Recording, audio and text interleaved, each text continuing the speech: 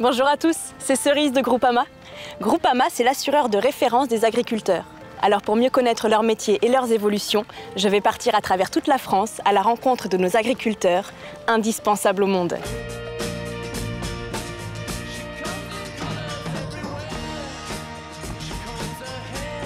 Aujourd'hui, pour notre nouvel épisode, je suis dans la Drôme pour rencontrer Gaël. Gaël est agriculteur depuis 10 ans.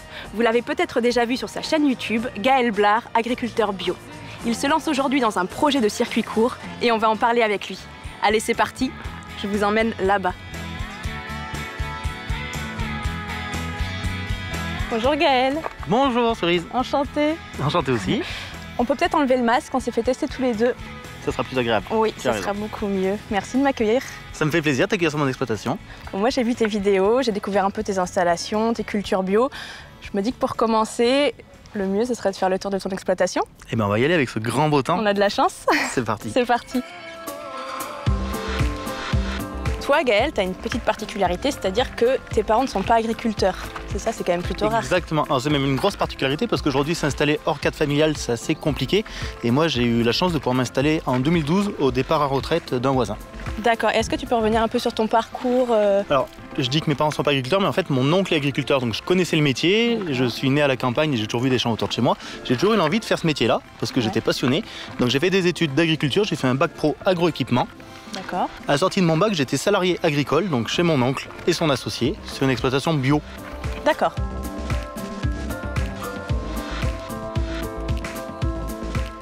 Et toi, tu cultives quoi? Alors, sur mon exploitation, moi je cultive essentiellement de l'ail, des oignons, des tomates. J'ai aussi une partie de plantes aromatiques, je fais du basilic, du persil, et là on est dans une parcelle de coriandre. De la coriandre, je peux goûter? Tu peux goûter. Ton nom, toi, sur les réseaux sociaux, c'est Gaël Blard, agriculteur bio. Toute mon exploitation est en bio. D'accord. Et pourquoi tu as pris ce parti-là?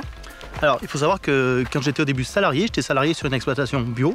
J'ai toujours connu en fait que de l'agriculture bio dans ma jeunesse. Donc quand je me suis installé, j'ai voulu faire du bio tout de suite. C'était une évidence. C'était une évidence pour moi. Et là, par contre, ces terres n'étaient pas en bio, donc tu as dû les passer en bio. Ça a été compliqué? Oui, alors j'ai fait appel à un organisme certificateur et j'ai fait une conversion qui dure 24 mois. Et après ces 24 mois, tout ce que je mets en place sur mon exploitation, c'est bio. D'accord, il faut juste 24 mois de transition. Exactement.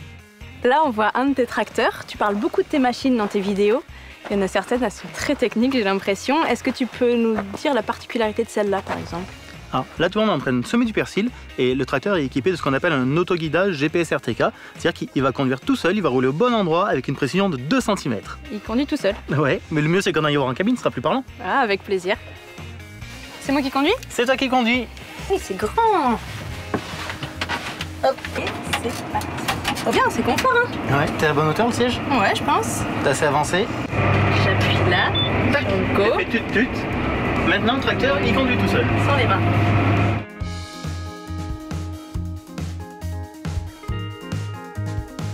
Si je suis ici, c'est pour parler de ton projet de circuit court. Est-ce que tu peux expliquer à nos internautes ce qu'est le circuit court exactement?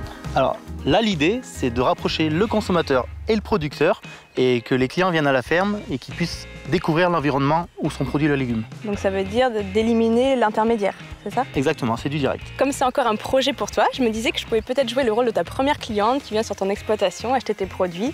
Et comme ça, tu m'expliques un peu comment ça va se passer. T'en dis quoi? Bonne idée. Ouais, c'est parti. Donc là, j'arrive, je vois ta ferme. Est-ce qu'il y aura des indications comme quoi il y a une vente directe, des panneaux? Ah oui, il y aura un minimum de signalisation pour que les gens savent ce qu'il y a ici, quoi. D'accord. Et donc, si j'arrive, je suis en voiture, tu vas faire des aménagements? Je vais faire 2 ou 3 places de parking, oui. Ici. Et donc, le point de vente sera là, tu m'as dit? Ce sera ici, à l'entrée de la ferme à gauche. À la place du cheval. À la place du cheval, on va le pousser On un petit l'enlève? peu. D'accord. Moi, j'arrive, je suis cliente, je vois qui, je vois quoi?